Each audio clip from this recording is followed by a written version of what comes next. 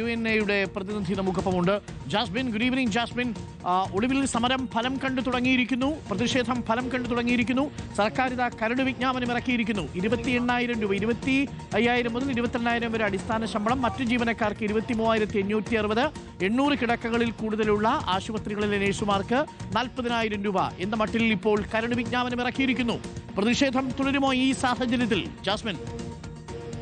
തീർച്ചയായിട്ടും വളരെ സന്തോഷമുണ്ട്. കാരണം യഥാർത്ഥത്തിൽ പലരും പ്രതികരിക്കുന്നത് സർക്കാർ മേഖലയിലെ ശമ്പളം മാത്രമേ സർക്കാർ അംഗീകരിക്കാൻ സാധിക്കുള്ളൂ, അല്ലെങ്കിൽ സ്വകാര്യ മേഖലയിലെ സമരത്തിന്, അല്ലെങ്കിൽ സ്വകാര്യ മേഖലയിലെ ആശുപത്രിയിലെ ജീവനക്കാരുടെ സമരത്തിന് എന്തിനാണ് സർക്കാരിന്റെ സമരം എന്ന് ആക്ഷേപിച്ച് നടന്നവർക്കുള്ള മറുപടി തന്നെയാണ് ഈ സംഗതി. കാരണം അതിവേഗം ഞങ്ങളെ സംബന്ധിച്ചിടത്തോളം മാർച്ച് 9 ഞങ്ങൾ ലോങ് മാർച്ച് പ്രഖ്യാപിച്ചിരിക്കുന്ന വേളയിലാണ് ഈ ഒരു പ്രഖ്യാപനം വന്നുള്ളത്.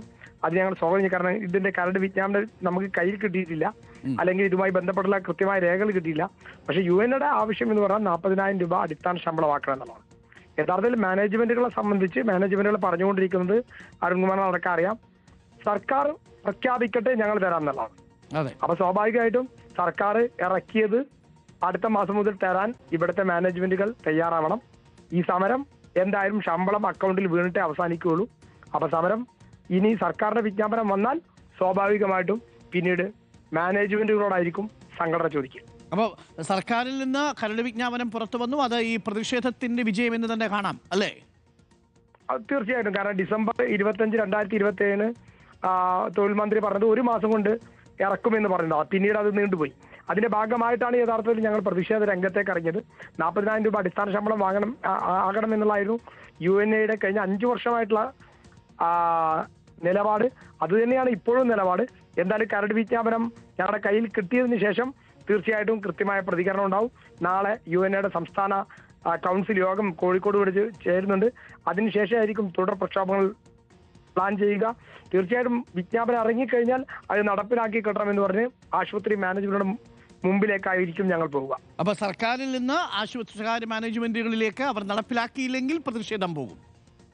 തീർച്ചയായിട്ടും. കാരണം വെച്ചാല് അരുൺകുമാർ തന്നെ കണ്ടോളൂ, എല്ലാ ആശുപത്രി മാനേജ്മെന്റും പറഞ്ഞുകൊണ്ടിരിക്കുന്ന ഒറ്റ വാചകം, വിജ്ഞാപനം ഇറക്കട്ടെ ഞങ്ങൾ ഉടൻ തരാം. അപ്പൊ വിജ്ഞാപനമായി എന്ന് പറഞ്ഞാൽ അത് ഉടൻ തരാൻ മാനേജ്മെന്റുകൾ ബാധ്യസ്ഥരാണ്. തീർച്ചയായിട്ടും ശക്തമായിട്ടുള്ള പ്രക്ഷോഭം ഉണ്ടാവും. Okay, thank U. തീർച്ചയായിട്ടും നഴ്സുമാരുടെ യഥാർത്ഥ പ്രശ്നം അതാ തിരിച്ചറിഞ്ഞ റിപ്പോർട്ടറും ഒപ്പം നിൽക്കുന്നുണ്ടായിരുന്നു. മണിക്കൂറുകളാണ് നമ്മൾ ജാസ്മിൻ നിങ്ങളുടെ പ്രശ്നം ജനങ്ങളിലേക്ക്. വളരെ സന്തോഷമുണ്ട്. കാരണം റിപ്പോർട്ടർ ചാനലാണ് ഈ വിഷയം ഏറ്റവും ശക്തമായിട്ട് ഏറ്റെടുത്തത്.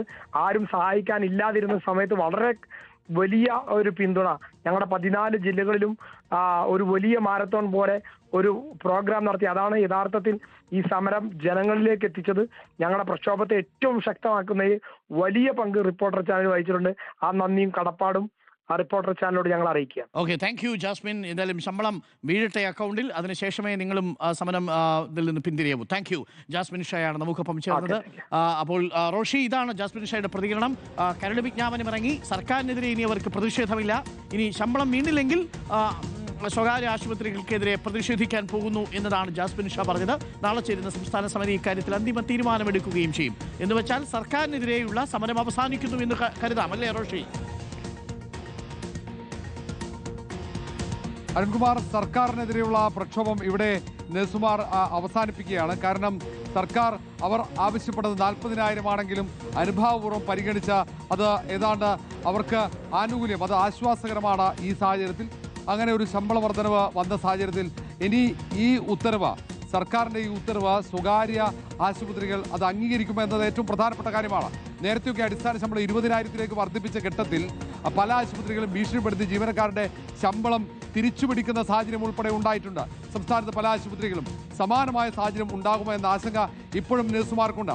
അവർക്ക് സർക്കാർ നിർദ്ദേശിച്ച, സർക്കാർ ഉത്തരവിറക്കിയ ശമ്പളം നൽകുകയും പിന്നീട് അതിൽ നിന്നും ഒരു നിശ്ചിത തുക തിരിച്ചടക്കണമെന്ന നിർദ്ദേശം നൽകുകയും ചെയ്ത ചില ആശുപത്രികളുണ്ട്. അങ്ങനെയുള്ള കൊള്ള നടക്കുമോ എന്ന ആശങ്കയുണ്ട്. അതുകൊണ്ടാണ് അവർ ഇങ്ങനെ പറയുന്നത്.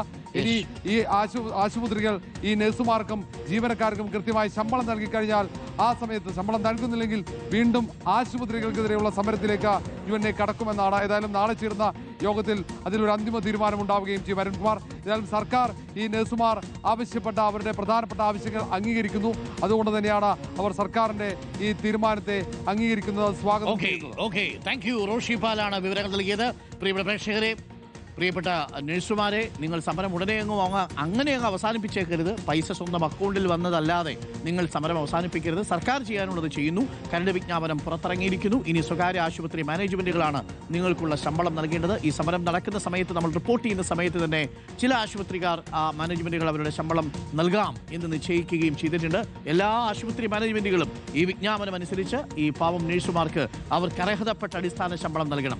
ഒരിക്കൽ കൂടി പറയുന്നു, മാലാഖമാരായിട്ടല്ല, മനുഷ്യരായി കണക്കാക്കി അവർക്ക് വേണ്ടുന്ന അടിസ്ഥാന ശമ്പളം കൃത്യമായും വിജ്ഞാപനം അനുസരിച്ച് കൊടുക്കുക എന്നുള്ളതാണ്. പ്രിയമുള്ളവരെ, സമയം ഇപ്പോൾ 9:40.